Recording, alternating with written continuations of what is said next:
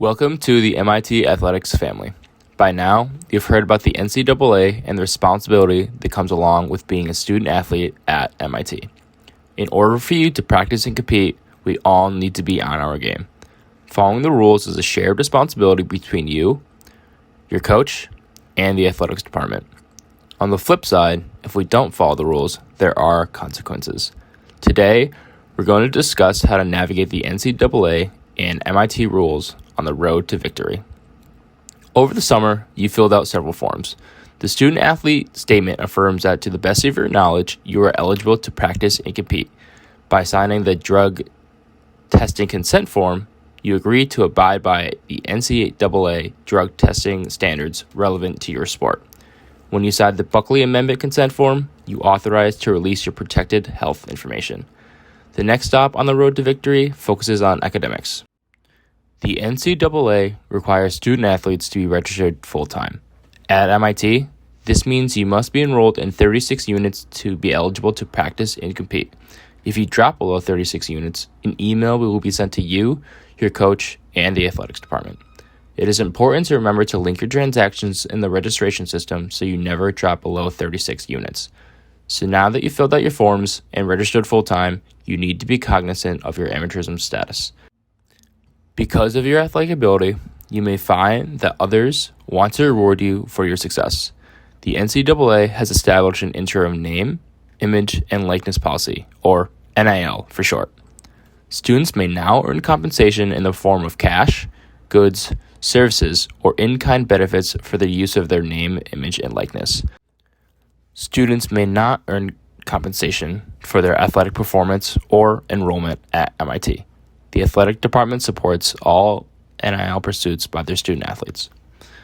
If you are presented with an NIL opportunity, contact the compliance office immediately to complete the required form and consult with the appropriate professionals.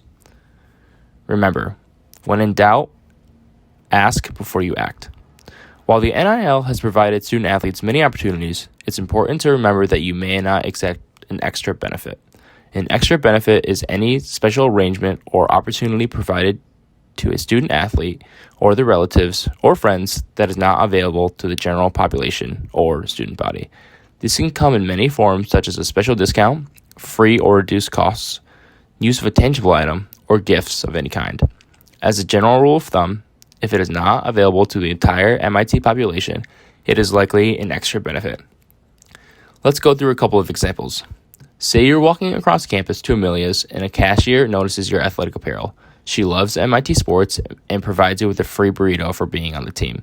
This is considered an extra benefit and it is not permissible to accept.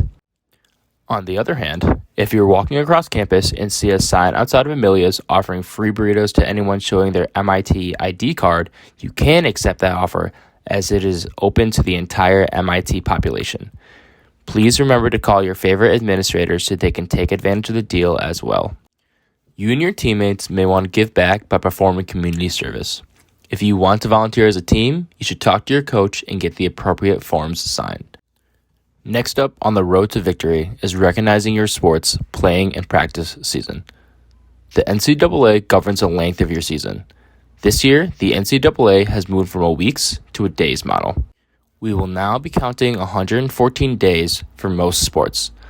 While this should not impact your season much, there are a few updates to the non-traditional segment for the fall and spring sports, excluding football, whose seasons remains unchanged. Your non-traditional segment is the semester that you are not competing. During this segment of your team season, the following rules are applicable. 1. Teams cannot have more than 4 days of required activity in any given week. 2. A maximum of 16 full team practices are allowed, which must take place during your typical practice window, for example, 5 to 7 p.m. 3. More flexibility will be provided for individual or small group sessions. Students and coaches may work together to schedule these individualized sessions at any point of time during the day. Please note, while these sessions may be required, your coach is responsible for making sure that the timing does not interfere with your academic courses. If you are at any point concerned about a change in your playing season this year, please contact Brittany Bresley at mit.edu immediately. At the end of each semester, a brief survey will be sent out to all student athletes to ask for feedback on the changes. We highly encourage you to take the 2 minutes to complete that survey. Your coach cannot instruct or observe you outside of your designated playing season. Remember that captain's practices cannot be required or be a condition of team membership. There is no reward or penalty for attending. Finally, as a varsity athlete, you cannot practice or compete on a club team in the same sport. Moving down the road, we come to recruiting. As a host, you cannot offer transportation, alcohol, or money to prospective student athletes. Remember that even if you develop friendships with your recruits, you may not publicly communicate with them via social media. You can, however, private or direct message them. Here are some examples. You can see the prospective student athletes are commenting, but there are no public replies. Remember, when in doubt, tap, don't type. We're on the home stretch. The final stop on our road to victory is the reminder of responsible behavior as a student athlete.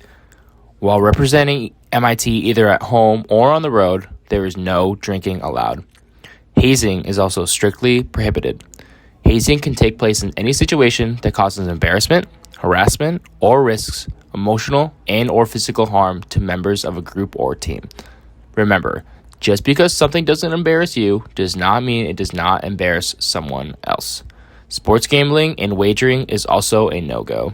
A wager is giving up an item of value, typically cash, in exchange for the possibility of gaining another item of value. Things such as fantasy sports and prop bets are prohibited.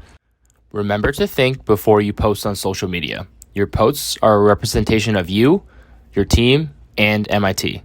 In terms of ethical conduct, the NCAA requires student athletes to act with honesty and sportsmanship at all times. This means being open and honest with all the information you share and not influencing others to provide false or misleading information.